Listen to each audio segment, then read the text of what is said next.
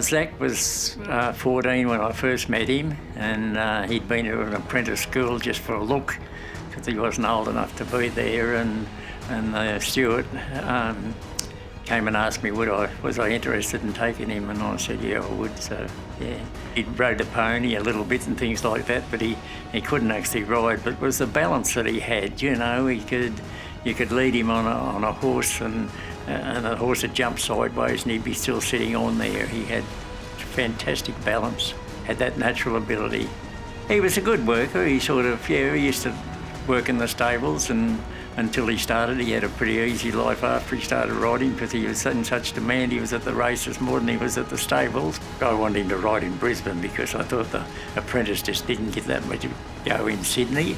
And so he went to Brisbane. It was much easier for him because he could come home and ride for me at the meetings through the week. Zach and I chalk and cheese in terms of our attitude towards racing. I was probably a lot more laid back and relaxed and probably not as competitive, but he was really driven.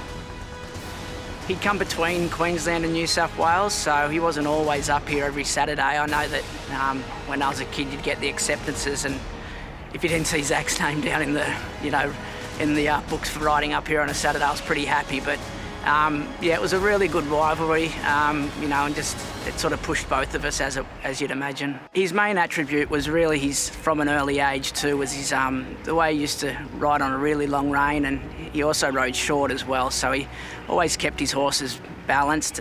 You'd hardly ever see a horse pulling on him. Also his timing, he just had a sort of great knack of bringing his horses into the race, and probably the last one to come off the bridle as well. Zach's just really matured as a rider, especially going from Sydney to Hong Kong, and then you're riding against the best of the best up there. Hong Kong's the racing centre of the world, really. So you've got the who's who riding there, and it just takes time to sort of adjust, and Zach's done that amazingly. I remember when I was up there, Gerald Massey explained it to me on how competitive Hong Kong racing is, and it's like comparing it to sort of putting 7 or 8 lions in a cage and then throwing a chicken in there and watching them all fight for that chicken, and that's how hard it is to get a ride, or even just to retain one. So to be at the top for so long up there, it's quite remarkable.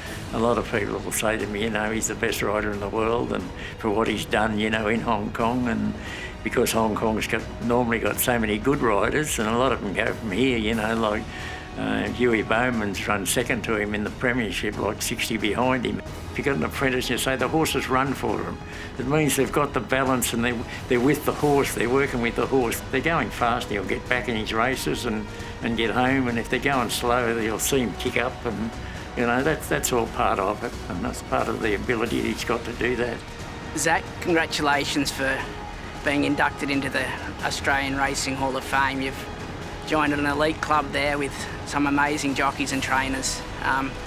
It's incredible what you've done, coming from Queensland and northern New South Wales to get to Hong Kong and climb the ladder. You've had to take on a lot of very good jockeys over the years, but you dethroned Douglas White, which was incredible, and now you're building your own dynasty. So hats off to you, mate. You've done a great job, and we're all really proud of you.